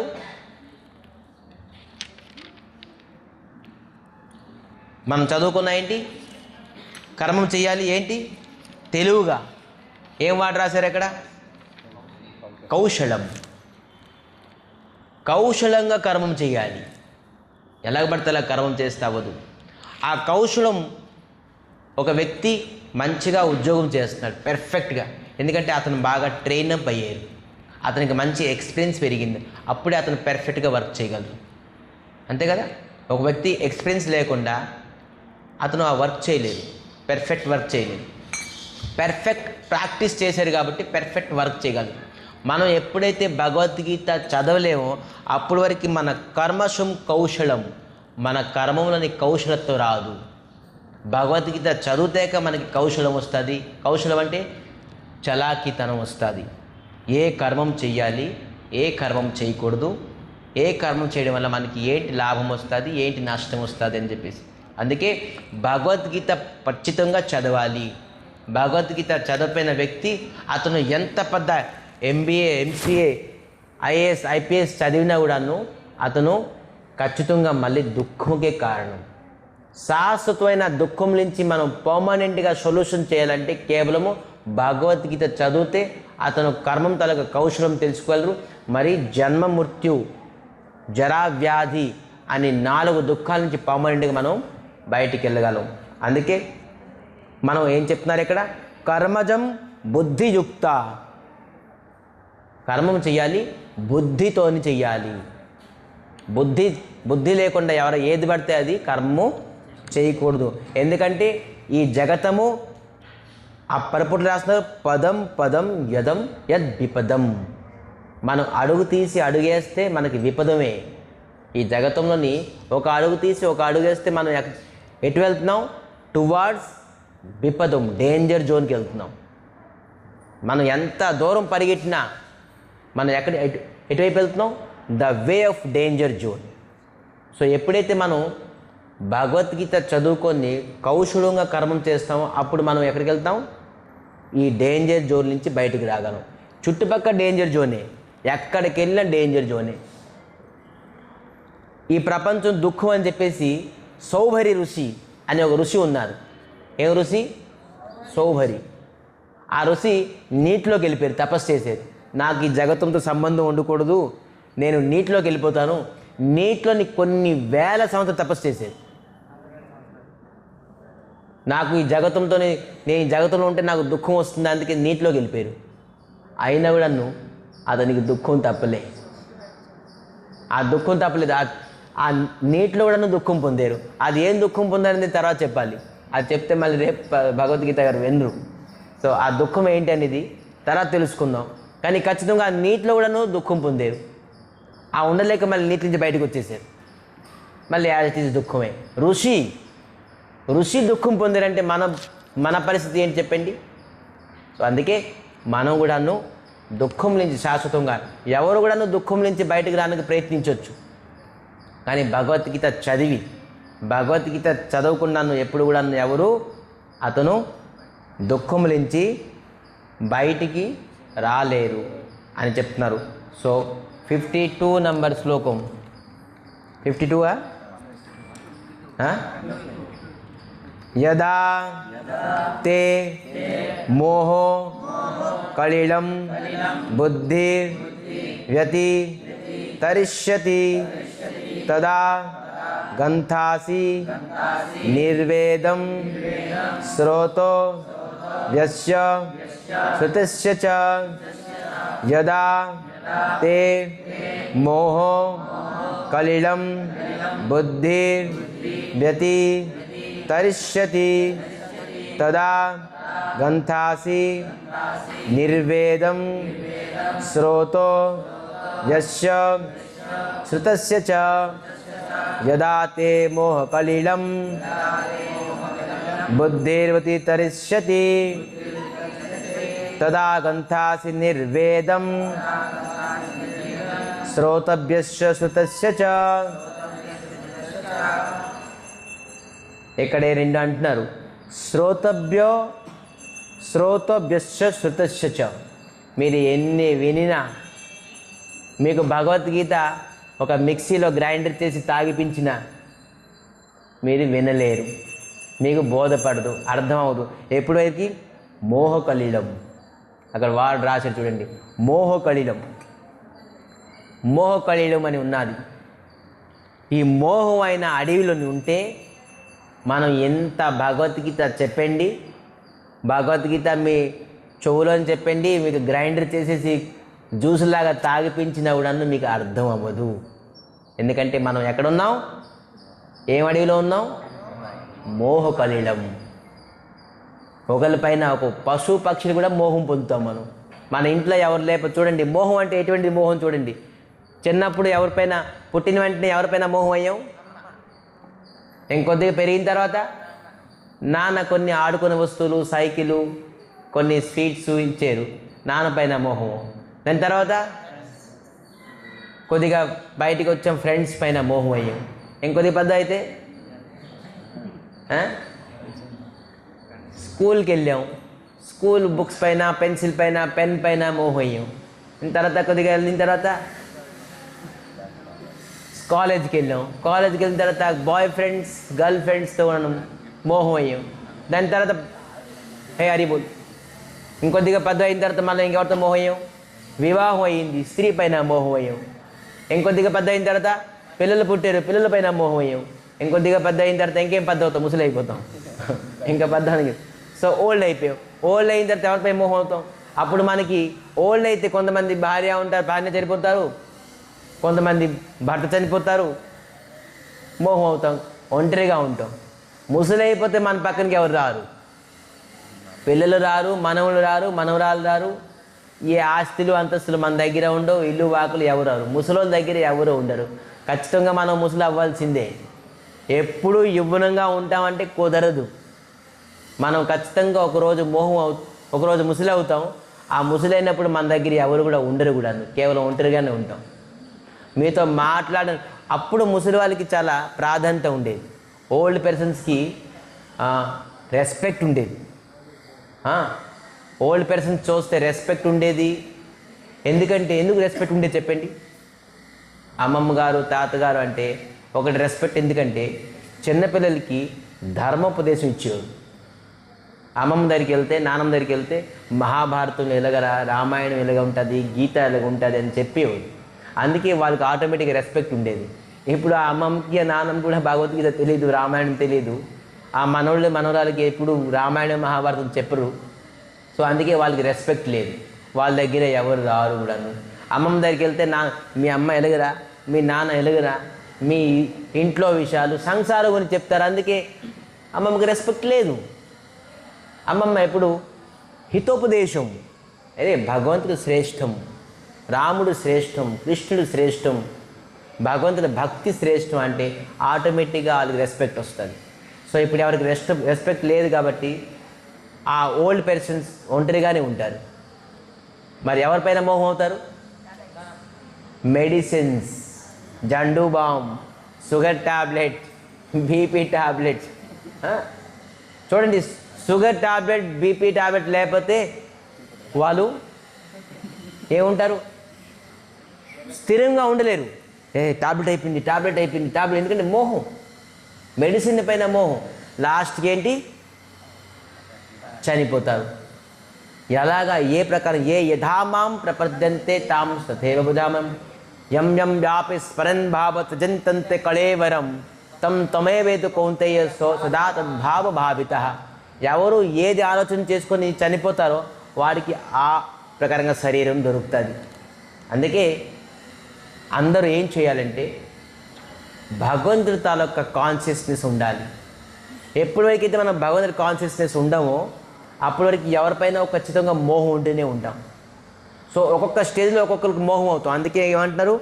మోహ కలీలం. ఈ అడవి ఏం అడవి? మోహం అయిన అడవిలో ఉన్నాం. అడవిలో ఉన్న వ్యక్తి ఎంత నిరాపదంగా ఉంటాడు? ఏ పశువో పక్షి వస్తుంది, మనకి కాటేస్తుంది, తినేస్తుంది, హింస జంతువులు ఉంటాయి. అడవి నుంచి బయటికి రావాలి. అడవి నుంచి బయటికి రావాలంటే మనం ఏంటి? భగవద్గీత అనే ఒక తోవని పట్టుకోవాలి. మహాధన జైనగంతస్య పంత. భగవద్గీత అనే తోవని మీరు పట్టుకోకపోతే ఈ అడవిలోని అలా తిరుగుతూనే ఉంటారు. ఎక్కడ దారి దొరకదు మీకు. ఒకటే దారి, నాణ్య పంథ అయనాయం. ఒకటే దారి, అది భగవద్గీత అనే దారి. ఆ దారిని ఎవరైతే పట్టుకున్నారో ఖచ్చితంగా ఈ మోహ కలిలం, ఈ మోహం అయిన అడవి నుంచి బయటికి రాగలరు.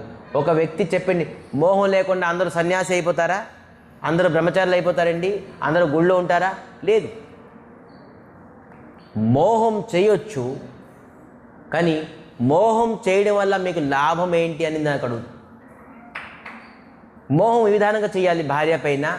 ఈ భార్య నాకు భగవంతుడు ఇచ్చారు, ఈ భర్త నాకు భగవంతుడు ఇచ్చారు, ఈ పిల్లలు నాకు భగవంతుడు ఇచ్చారు, ఈ ఇల్లు నాకు భగవంతుడు ఇచ్చారు. ఈ విధానంగా మోహం చేసుకోవాలి. భగవంతుడి ద్వారా, భగవంతుడి వల్ల నాకు పొందేరు అని ఎప్పుడైతే మీరు అనుకుంటారో అప్పుడు ఈ మోహ కళ నుంచి బయటికి రాగలరు. లేదంటే ఖచ్చితంగాను మీరు పునరపి జననం పునరపి మరణం జఠరే శరణం అని ఉంటారు. ఇదే ఈ జగతము. ఈ మోహం అయిపోయి మీరు సుఖం పొందుతారా? ఎప్పుడైతే కపిల భగవానికి దేవహూతి అంటున్నారు, ఈ జగతానికి దుఃఖానికి కారణం ఏంటి అని ప్రశ్నించారు. దుఃఖానికి ముఖ్యమైన కారణం ఏంటి తెలుసా? దుఃఖానికి ముఖ్యమైన కారణం మోహం. మోహానికి కారణం ఏంటి? మోహం దేనికి కారణం? బంధనం. బంధనం తాల కారణం ఏంటి? ఆసక్తి. సో అందుకే మనం ఈ మోహం, ఆసక్తి, బంధనంతో ఉంటే దుఃఖం ఖచ్చితంగా. ఎవరైతే దుఃఖం నుంచి శాశ్వతంగా బయటికి రావాలంటే వాళ్ళు ఖచ్చితంగా నీ మోహాన్ని విడిచిపెట్టాలి. మోహం అంటే ఏంటి? భగవద్గీత చదివితే కానీ మోహం పోతుంది. అప్పుడు మనకి భగవంతుడి పైన మోహం కలుగుతుంది. అందుకే మనం భగవంతుడి పొందొచ్చు. సో అందుకే 52 నంబర్ శ్లోకం చదివి ఈరోజు కథాని ఇక్కడ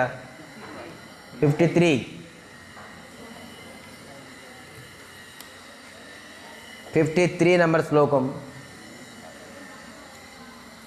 శృతి విప్ర తిపన్నా తే యదా శాశ్వతి నిశ్చల సమాధ వచల బుద్ధి సదా యోగం అవాప్స్యసి.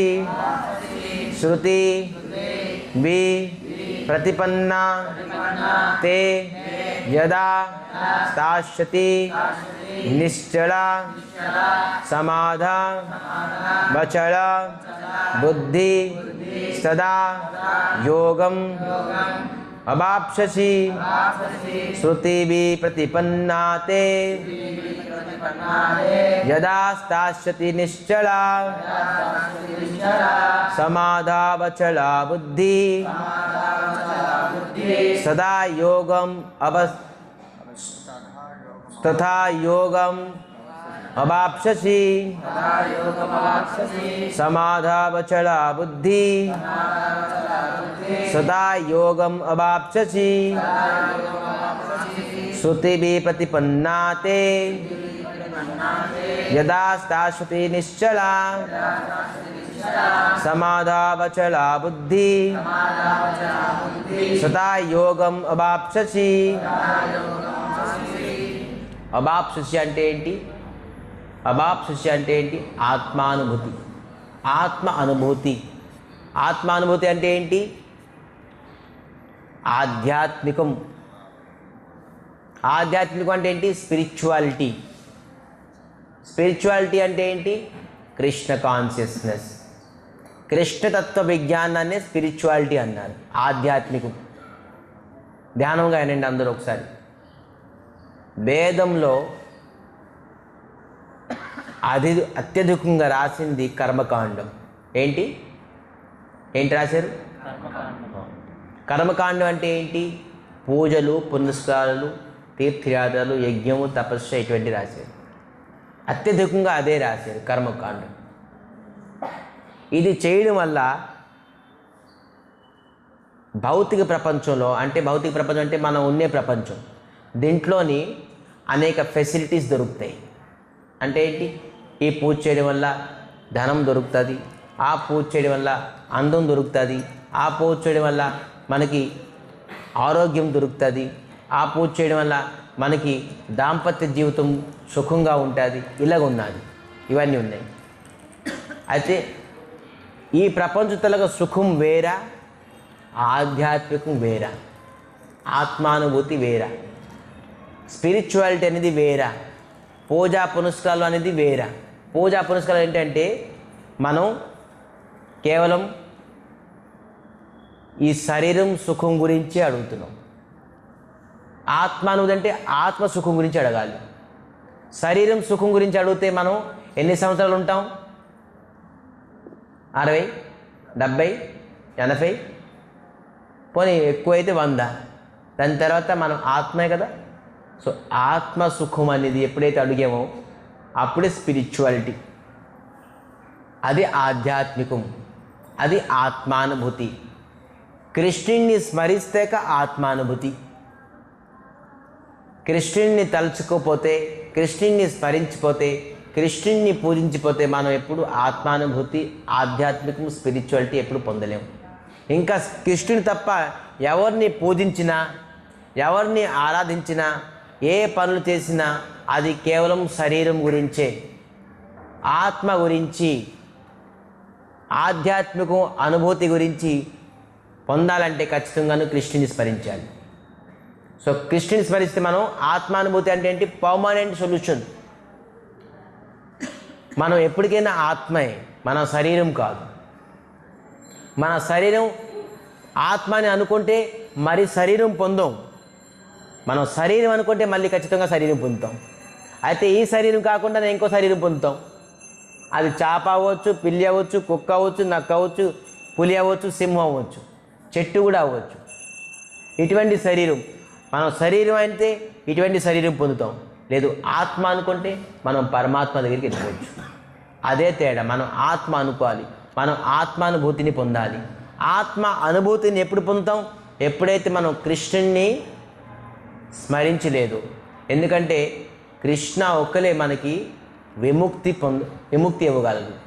విముక్తి అంటే ఏంటి? జననం మరణం నుంచి విముక్తి పొందడానికి లిబరేషన్, మోక్షం అన్నారు. మోక్షం ముక్తి దదాతి ఇది ముకుందుడు భగవంతుడు శ్రీకృష్ణ పరమాత్మ మనకి మోక్షం ఇవ్వగలరు. లేదంటే ఎవరు ఈ జగత్తులోని మోక్షం ఇవ్వలేరు. ఇతరుల్ని పూజించడం వల్ల మనం కేవలం శారీరక సుఖం పొందుతాం, కానీ మనం ఆత్మ సుఖం పొందలేము. ఆత్మ సుఖం పొందాలంటే మనం ఖచ్చితంగా ఒక వ్యక్తి కృష్ణ కాన్షియస్నెస్లోని ఖచ్చితంగా ఉండాలి. అందుకే ఇక్కడ అంటున్నారు యోగం ముబాప్షసి, ఆత్మానుభూతి ఉండాలంటే. సో ఈ ప్రకారంగా ఇక్కడ కథని విరామం చేసి 54 నెంబర్ శ్లోకంలోని అర్జునుడు అడిగారు. ఈ ప్రశ్నతో మనం ఈ కథ బంద్ చేద్దాం. అర్జునుడు అడిగారేంటి? స్థిత ప్రజ్ఞస్య కా భాష సమాధిస్తస్య కేశవ స్థితధి కిం ప్రవశేత కిమాసిత బ్రజేత కిం స్థితప్రజ్ఞస్య కా భాష సమాధిస్తస్య కేశవ స్థితధి కి ప్రభాషేత